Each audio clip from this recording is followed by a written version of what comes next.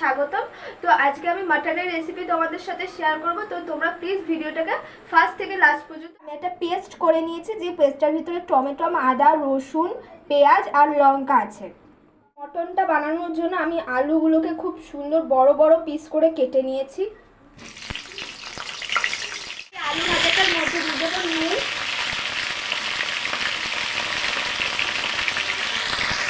আর দিয়ে দেবো হলুদ গুঁড়ো।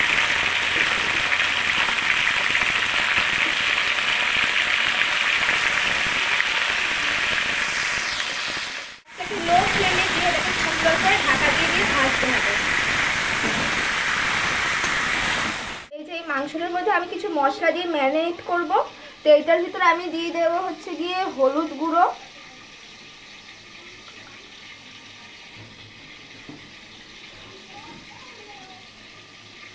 লঙ্কার গুঁড়ো,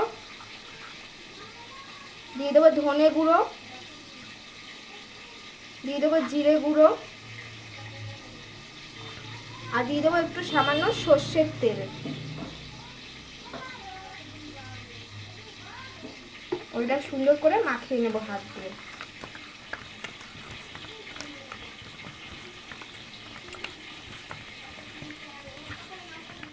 আমি সুন্দর করে ভেজে নিয়েছি, এবার এক একটা করে তুলে নেব।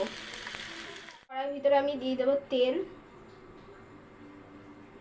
পরিমাণ মতো, আর দিয়ে দেবো তেজপাতা, দিয়ে দেবো গোটা গরম মশলা, শুকনো লঙ্কা, আর দিয়ে দেবো গরম মশলা,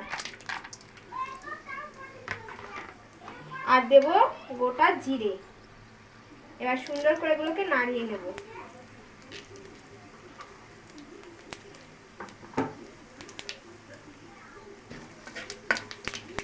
দিয়ে দেবো এতে পেঁয়াজ,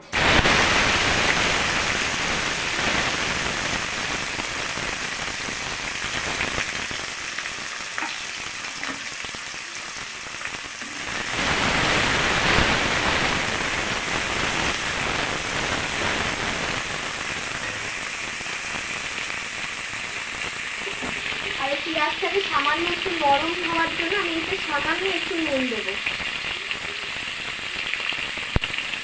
তাহলে পেঁয়াজটা তাড়াতাড়ি নরম হয়ে যাবে। যে পেস্টটা তৈরি করে রেখেছিলাম সেই পেস্টটা দিয়ে দেবো।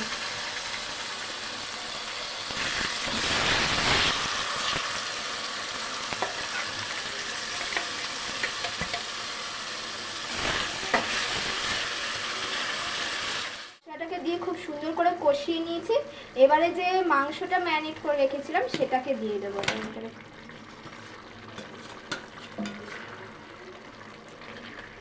এর ভিতরে আমি এবারে দিয়ে দেবো নুন, পরিমাণ মতো নুন দিয়ে দেবো এবারে,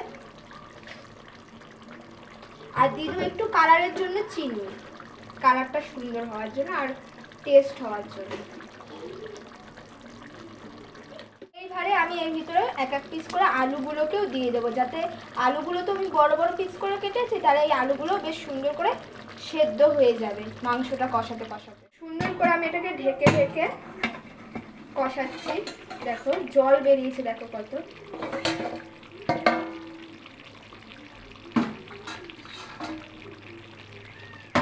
তো দেখো কি সুন্দর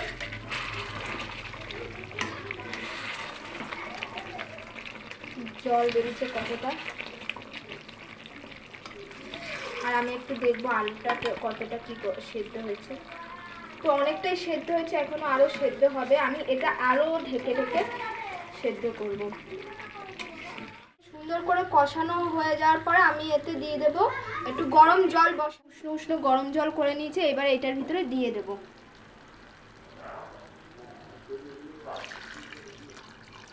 আর গ্যাসটা জোরে দিয়ে দেবো।